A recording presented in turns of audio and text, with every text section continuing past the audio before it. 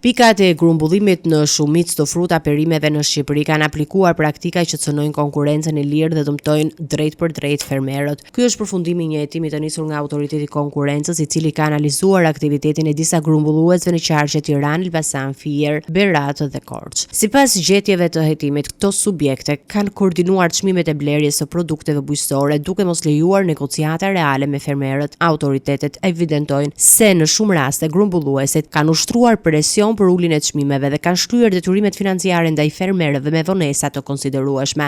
Autoriteti i Konkurrencës thekson se nga vlerësimi i praktikave të ndjekura rezulton se fitimi i grumbulluesve ka qenë në disa raste deri në 2 fishim të kostove të prodhimit, duke krijuar një pabarazi të theksuar në zinxhirin e tregtimit të produkteve bujqësore. Në përfundim të procedurës administrative, Komisioni i Konkurrencës ka vendosur gjobitjen e 6 subjekteve që operojnë në këtë treg. Edhe pse masa konkrete e gjobës nuk bëhet publike, autoriteti nënvizon se vendimi ka një ndikim të drejtë për drejtë në zinxhirin ushqimor dhe përbën një sinjal të qartë për mbrojtjen e interesave të fermerëve, të cilët shpesh gjenden në pozita të pafavorshme në negociatat e shitjes së prodhimit të tyre. Përveç masës administrative, 6 biznese të ndëshkuara janë të detyruara të afishojnë në mënyrë të dukshme çmimet e produkteve që grumbullojnë dhe do të jenë subjekt monitorimi për një periudhë 1 vjeçare. Paralelisht, Komisioni i Konkurrencës rekomandon Ministrisë së Bujqësisë marrjen e masave për formalizimin e tregut dhe krijimin e një burse për prodhimet bujqësore si një mekanizëm për rritjen e transparencës dhe forcimin e pozitës së fermerëve në treg.